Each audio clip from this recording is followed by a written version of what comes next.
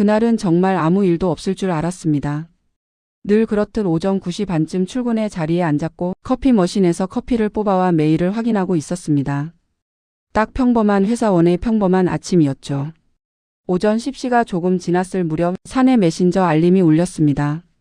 잠깐 내 방으로 와요. 보낸 사람은 상무였습니다. 팀장도 아니고 직접 보고 라인도 아닌 상무의 호출. 순간적으로 심장이 쿵 내려앉았지만 저는 애써 그 느낌을 무시했습니다.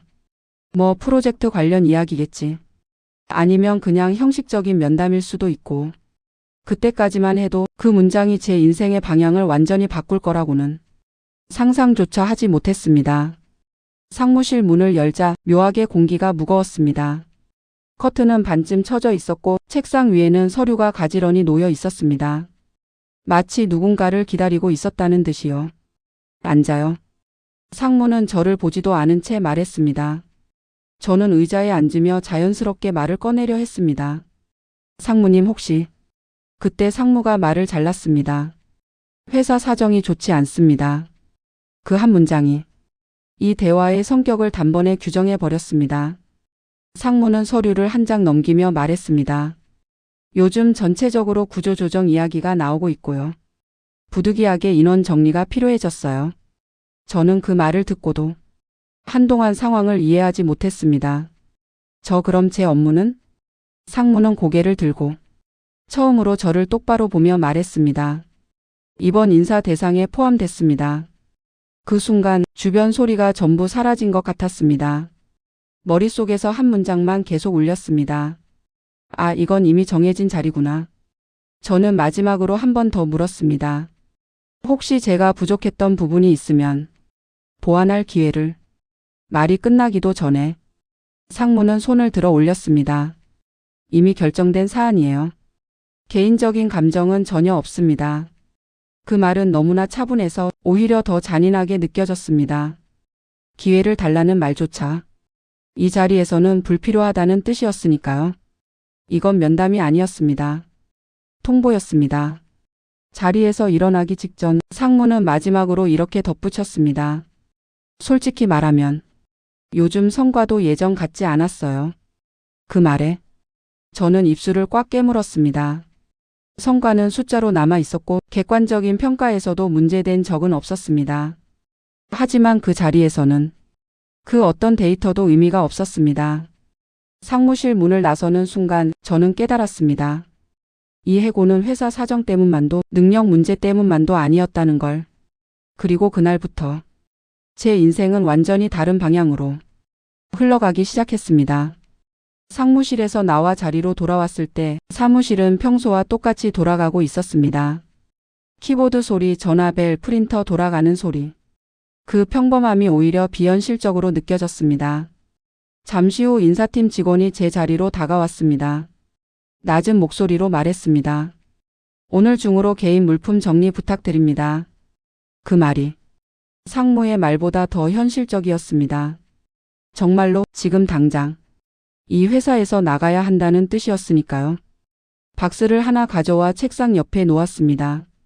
서랍을 열자 명함, 메모지, 오래된 회의 노트들이 나왔습니다. 그동안의 시간이 종이처럼 가벼워 보였습니다. 주변 동료들은 아무도 말을 걸지 않았습니다. 누군가는 힐끔힐끔 저를 봤고 누군가는 모니터에 더 고개를 파묻었습니다. 그 침묵이 위로보다 더 아팠습니다. 나는 이미 없는 사람이 되어가고 있었습니다. 짐을 싸고 자리에서 일어났을 때 팀장만이 조용히 다가왔습니다. 미안하다. 그 말 한마디가 전부였습니다. 왜인지 묻지 않았습니다. 그도 답을 모를 거라는 걸 이미 알고 있었으니까요. 엘리베이터 문이 닫히는 순간 사무실 불빛이 멀어졌습니다. 그날 회사 문을 나서며 저는 처음으로 실업자라는 단어를 실감했습니다. 집 문을 열었을 때 집은 너무 조용했습니다. 신발을 벗고 가방을 내려놓고 소파에 앉았습니다. 그제야 몸이 떨리기 시작했습니다. 이제 나는 어디에도 소속되지 않은 사람이구나. 불안이 파도처럼 밀려왔습니다. 그날 밤 잠을 거의 자지 못했습니다. 새벽녘 상무가 했던 말이 계속 머릿속을 맴돌았습니다. 요즘 성과도 예전 같지 않았어요. 그 말이 단순한 평가가 아니라는 걸 이제야 느꼈습니다. 그건 당신은 이제 필요 없다는 선고였습니다. 하지만 동시에 이런 생각도 들었습니다. 정말 내가 부족해서였을까? 그 질문은 제 안에서 작은 불씨처럼 남았고 훗날 모든 걸 바꾸는 시작점이 됩니다. 해고 다음날 아침 눈은 평소처럼 떠졌습니다. 알람도 울리지 않았는데 몸이 먼저 깼습니다. 시계를 보니 오전 7시. 원래라면 이미 샤워를 하고 출근 준비를 하고 있을 시간이었습니다. 하지만 갈 곳이 없다는 사실이 조금 늦게 따라왔습니다. 이불 속에서 한참을 움직이지 못했습니다. 이상하게도 몸이 무거웠습니다. 게으름이 아니라 의욕이 사라진 무게였습니다. 이제 뭐 하지? 그 질문 하나가 머릿속을 가득 채웠습니다. 며칠을 그렇게 보냈습니다. 아무것도 하지 않은 채 괜히 TV만 켜놓고 시간을 흘려보냈습니다. 그러다 어느 날 통장을 확인했습니다. 숫자가 제가 생각했던 것보다 훨씬 빨리 줄어들고 있었습니다. 고정 지출, 월세, 보험료. 실업은 감정의 문제가 아니라 시간과 돈의 문제라는 걸 그때 처음 실감했습니다. 불안이 현실의 얼굴을 하고 다가오기 시작했습니다. 연락이 하나둘 왔습니다. 좀 쉬다 다시 하면 되지. 요즘 다들 힘들어. 위로처럼 들렸지만 그 말들은 이상하게도 저를 더 작게 만들었습니다. 아무도 제가 얼마나 불안한지 진짜로 묻지는 않았으니까요. 괜찮다는 말로 상황을 덮는 게 모두에게 더 편했던 겁니다. 저는 점점 사람들을 피하기 시작했습니다. 그런 제게 전화 한 통이 걸려왔습니다. 전 직장에서 함께 프로젝트를 했던 외부 파트너였습니다. 요즘 시간 괜찮으세요? 잠깐 상담 좀 받고 싶어서요. 그 말이 이상하게 가슴을 두드렸습니다. 누군가는 아직 제가 필요하다는 뜻이었으니까요. 그날 오랜만에 노트를 꺼냈습니다. 노트를 넘기며 그동안 해왔던 일들을 하나씩 적어봤습니다. 성과, 문제 해결사례, 내가 직접 만들었던 구조들. 그제야 보였습니다. 상무가 보지 않았던 것, 아니, 보고 싶어 하지 않았던 것들이 나는 대체 불가능한 인력이 아니라 대체하기 귀찮은 인력이었을 뿐이라는 걸, 그 사실을 깨닫는 순간 분노가 아니라 차분한 결심이 생겼습니다. 그래. 그럼 내가 나를 증명하자.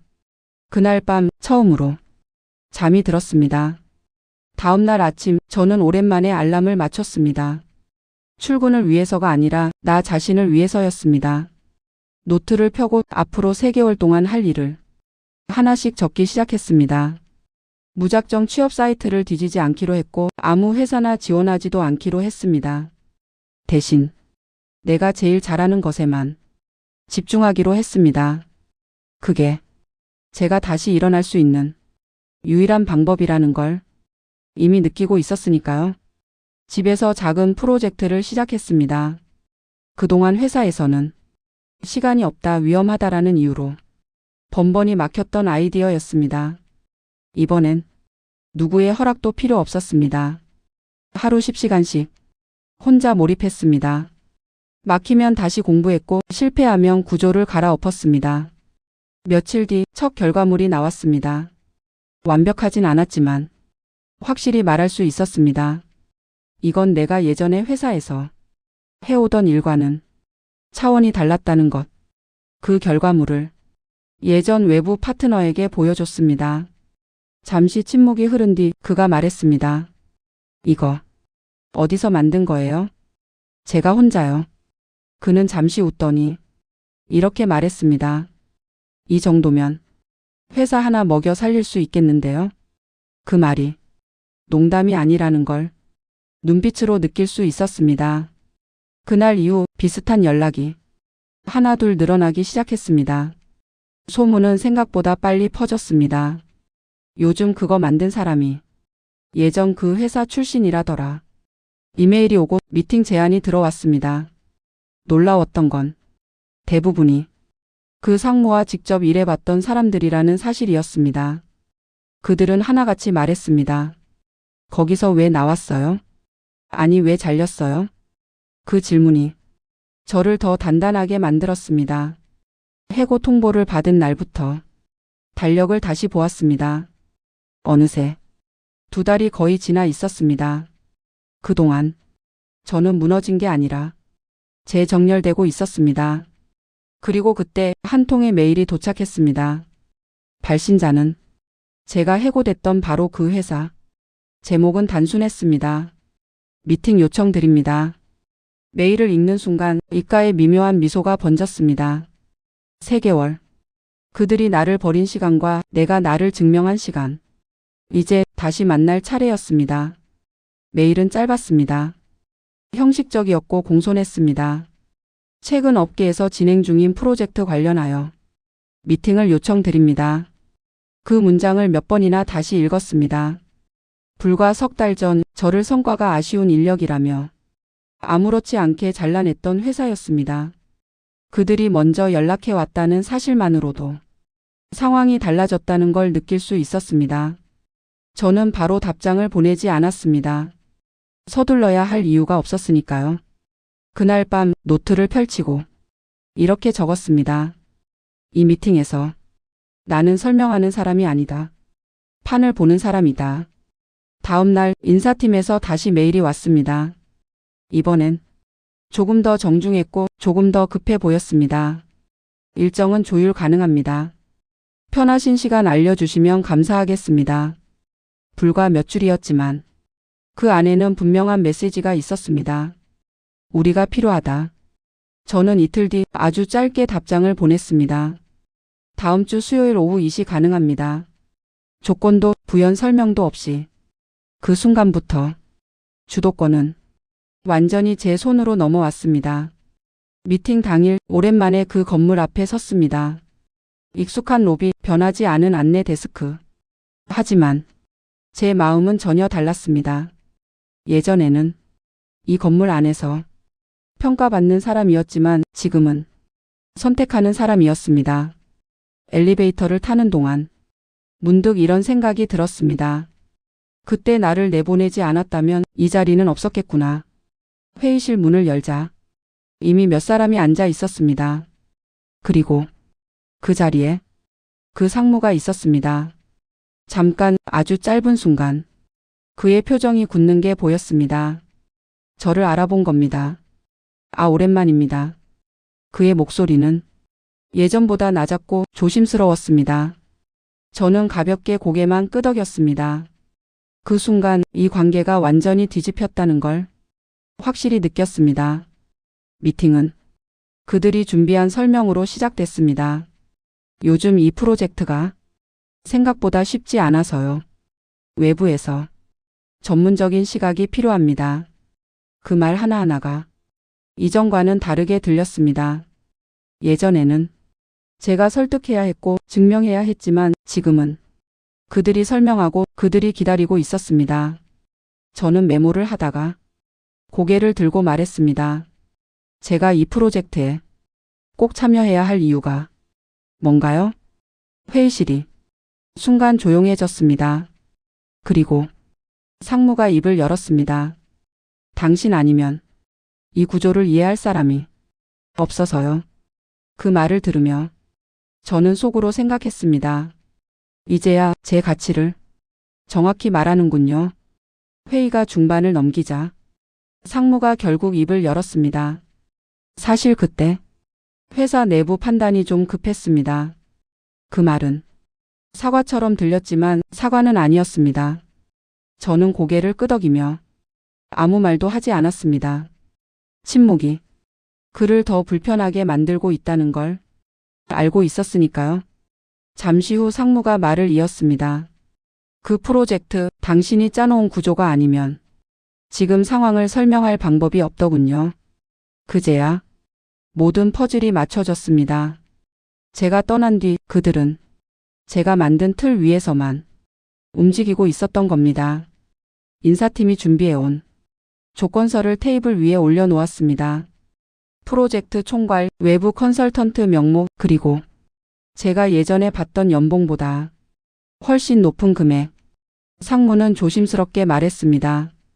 이번엔 우리가 최대한 맞춰드리려고 했습니다. 그 말에 저는 처음으로 미소를 지었습니다. 예전 같았으면 감사하다고 말했을 조건이었습니다. 하지만 지금은 전혀 달랐습니다. 저는 서류를 덮고 상무를 똑바로 바라봤습니다. 그때 왜 저를 잘랐습니까? 회의실 공기가 순식간에 굳었습니다. 상무는 잠시 말을 잇지 못하다가 조심스럽게 답했습니다. 조직에 순응하지 않는다고 판단했습니다. 그 순간 저는 확신했습니다. 문제는 능력이 아니라 통제되지 않는 사람이었다는 것을. 저는 천천히 말했습니다. 이번 프로젝트 조건은 나쁘지 않습니다. 상무의 얼굴이 살짝 밝아졌습니다. 하지만 그 다음 말이 이어졌습니다. 다만 회사 소속으로는 어떤 형태로도 들어가지 않겠습니다. 회의실이 술렁였습니다. 그리고 의사결정은 전부 제 쪽에서 합니다. 잠시 침묵 후 상무는 고개를 끄덕였습니다.